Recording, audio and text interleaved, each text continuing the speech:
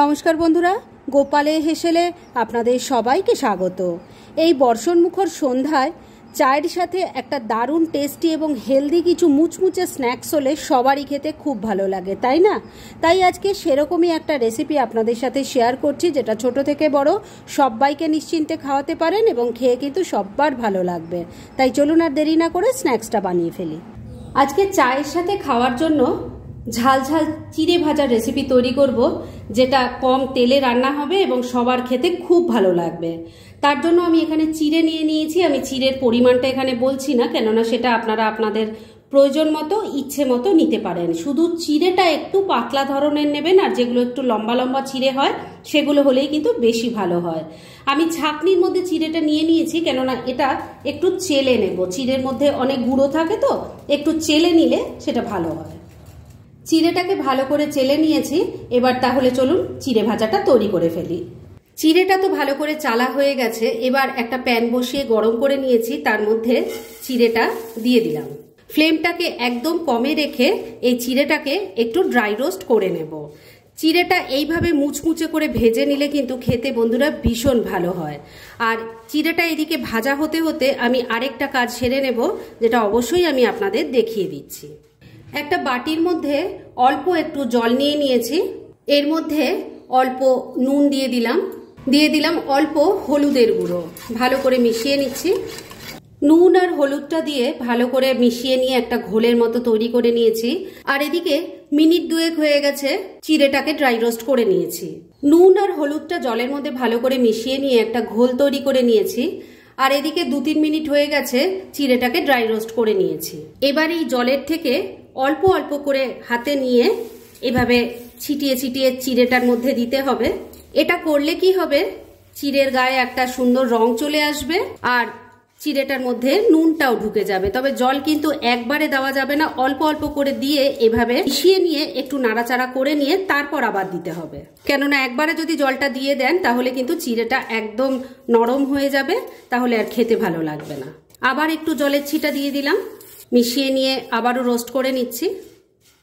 নুন হলুদ মেশানো জলটা অল্প অল্প করে দিয়ে চিড়ের মধ্যে ভালো করে মিশিয়ে নিয়ে 2-3 মিনিট সময় নিয়ে আবারও এটা মুচমুচে করে ভেজে নিয়েছি। এবার গ্যাসটা বন্ধ করে দিলাম আর এই চিড়েটাকে নামিয়ে একটা আলাদা পাত্রে রেখে দিচ্ছি। ড্রাই রোস্ট করা চিড়েটা নামিয়ে আমি একটা বড় বাটির মধ্যে রেখে দিয়েছি। এবার কড়াইয়ের মধ্যে বেশ খানিকটা তেল দিয়ে গরম করে নিয়েছি। রিফাইন অয়েল দিয়েছি। না, তেল দেখে একদমই ভয় পাবেন না। বলেছি না, এই রান্নাটা একদম কম তেলের রান্না। কিভাবে করতে হবে সেটা আমি দেখিয়ে দিচ্ছি। ছিটে ফোটাই তেল লাগবে, বেশি কিন্তু তেল লাগবে না। একটা বড় ছাঁকনির মধ্যে আমি বেশ কিছুটা চীনাবাদাম নিয়ে নিয়েছি। এদিকে তেলটাও কিন্তু ভালো গরম হয়ে গেছে। এবার এই চীনাবাদামটা ভেজে নেব, সেজন্য ছাঁকনিটা এইভাবে রেখে দিলাম। এটা ভাজতেও সুবিধা হয়, তুলতেও সুবিধা হয়, আর তেলও কিন্তু একদমই বেশি লাগে না। 2-3 মিনিট সময় নিয়ে চীনাবাদামটাকে ভাজা ভাজা করে নিয়েছি। এবার এটা তুলে নিয়ে একদম টিস্যু পেপারের ওপরে রেখে দেবো, যাতে যতটুকু তেল লেগেছে সেটুকুও যেন না থাকে। এবার আবারও ছাঁকনির মধ্যে নিয়ে নিয়েছি একটু কাজু আর আমন্ড। আমি কিন্তু এর পরিমাণগুলো বলছি না, কেননা এটা আপনারা নিজেদের ইচ্ছে মতো পরিমাণটা বাড়িয়ে বা কমিয়ে নিতে পারেন। এবার এটাকেও ছাঁকনির মধ্যে রেখেই একটু ভাজা ভাজা করে নিচ্ছি। মিনিট দুয়েক সময় নিয়ে কাজু আর আমন্ডটা একটু ভাজা ভাজা করে নিয়েছি। এবার এর মধ্যে একটু কিশমিশও দিয়ে দিলাম। এবার এটাকেও হালকা একটু ভাজা ভাজা করে নিচ্ছি। দেখুন, সব কিন্তু খুব ভালো করে ভাজা ভাজা হয়ে গেছে। এবার এগুলোকেও তুলে নিয়ে আমি টিস্যু পেপারের উপর রেখে দিচ্ছি। এবার এই তেলের মধ্যে ভেজে নেব একটু কারি পাতা আর শুকনো লঙ্কা। কারি পাতা শুকনো লঙ্কাগুলো ভাজা ভাজা হয়ে গেছে। এবার এটাকেও আমি টিস্যু পেপারের ওপরেই রেখে দিচ্ছি। এবার কয়েকটা কাঁচা লঙ্কা চপ করে নিয়েছি। ঝালটা যে যার টেস্ট অনুযায়ী দেবেন। এটাকেও একটু ভাজা ভাজা করে নিচ্ছি। অনেকেই কাঁচা লঙ্কার সঙ্গে গ্রেট করা আদাও দিয়েও ভাজা ভাজা করে নেন, তবে আমার মনে হয় চিড়ের মধ্যে যদি আদাটা এইভাবে ভাজা ভাজা করে দেওয়া হয় খেতে তো ভালো লাগবেই, সেটা নো ডাউট ভালোই লাগবে। তবে চিড়ে কিন্তু অনেক সময় ওই আদার জন্য নরম হয়ে যায়, তাই আমি কিন্তু এটা চিড়ে ভাজার মধ্যে দেই না। আপনারা চাইলে দিতে পারেন। চপ করা লঙ্কাটাও ভাজা ভাজা করে নিয়েছি। এবার এটাকেও তুলে রেখে দিচ্ছি। চিড়েটা ড্রাই রোস্ট করে রেডি করে রেখে দিয়েছিলাম। আর সমস্ত কিছু ছাঁকনির মধ্যে নিয়ে ভাজা ভাজা করে এই যে আমি টিস্যু পেপারের মধ্যে রেখে দিয়েছি। তার মানে বুঝতেই পাচ্ছেন যে কতটুকু তেল এর মধ্যে ব্যবহার হলো। এবার এই চিড়ের মধ্যে ভেজে রাখা সমস্ত জিনিসগুলো দিয়ে দিলাম। দেখুন এক্সট্রা তেল কিন্তু পুরো টিস্যু পেপার টেনে নিয়েছে। এবার এর মধ্যে আমি সামান্য কিছু গুঁড়ো মশলা দেব। প্রথমেই দিয়ে দিচ্ছি অল্প একটু লঙ্কার গুঁড়ো, দিয়ে দিচ্ছি অল্প একটু আমচুর পাউডার। আমচুর পাউডার না থাকলে আপনারা চাট মশলাও দিতে পারেন। অল্প একটু চিনির গুঁড়ো দিয়ে দিলাম।